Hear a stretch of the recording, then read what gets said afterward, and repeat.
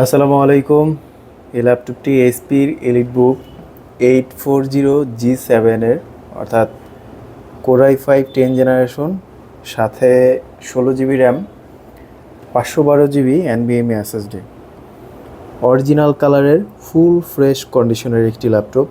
মাত্র 39,000 টাকায় সেল হচ্ছে। টাচ স্ক্রিন রয়েছে এবং নন টাচ দুইটা ভেরিয়েন্টই পাবেন। বডির কন্ডিশন সুপার ফ্রেশ এবং অরিজিনাল কালারের গ্যারান্টি রয়েছে। ব্যাটারি ব্যাকআপ পেয়ে যাবেন 4 থেকে 5 ঘন্টা।